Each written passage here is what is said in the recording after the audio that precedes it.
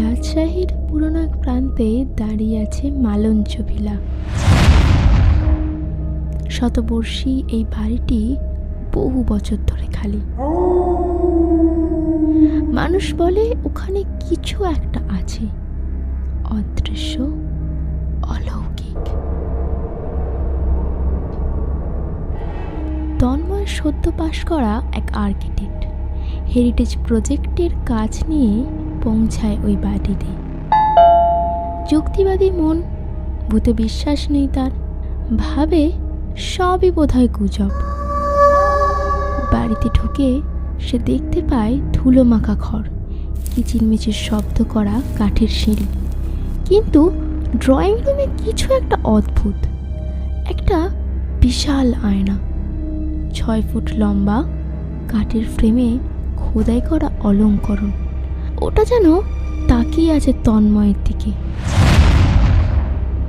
সন্ধ্যায় সে দেখে আয়নায় তার প্রতিচ্ছবি একটু দেরিতে প্রতিক্রিয়া দিচ্ছে। সে চমকে ওঠে, পিছনে তাকায়, কেউ নেই। আবার তাকায়, সব ঠিক।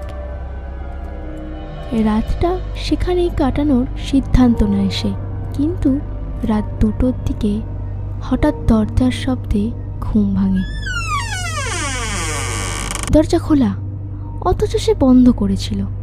করিডোরে বেরিয়ে আসে তন্ময়, চারপাশে নীরবতা। তারপর আবার সে আয়নার সামনে এসে দাঁড়ায়। এবার আর নিজেকে দেখতে পায় না সে। হঠাৎ আয়না থেকে বেরিয়ে আসে এক মেয়ে, সাদা শাড়ি, চুলে ঢাকা মুখ, পানি মাটিতে। ঠান্ডা গলায় সে বলে, আমাকে কেন আটকে রেখেছ? তন্ময় ভয়ে কাঁপতে কাঁপতে বলে, কে কে তুমি? কি চাও তুমি? মেয়েটি করুণ স্বরে বলতে থাকে, তুমি চাওনি আমাকে মুক্তি দিতে, আমি প্রতিফলন হয়ে রয়ে গেছি, এখন তোমার জায়গা কেউ নেবে।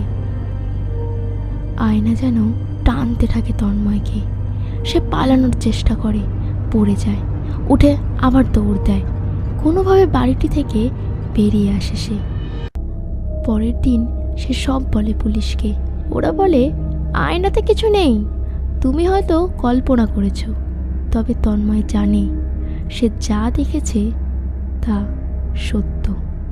1 সপ্তাহ পরে আরেকজন ইঞ্জিনিয়ার যায় মালঞ্চ ভিলায়। সে আর ফেরেনি। ভিডিওতে দেখা যায় সে দাঁড়িয়ে আছে আয়নার সামনে, চুপচাপ। পেছন থেকে ধীরে ধীরে এগিয়ে আসছে সেই একই মেয়ে। তন্ময় এখন মানসিক ক্লিনিকে। সে বারবার একই কথা বলে, আয়নার ভেতরে আমি না, আমি বাইরে আছি, মুক্তি দাও। আসল তন্ময় তাহলে কে? তুমি কি সাহসী? মালঞ্চ ভিলার আয়নার সামনে দাঁড়াতে পারবে?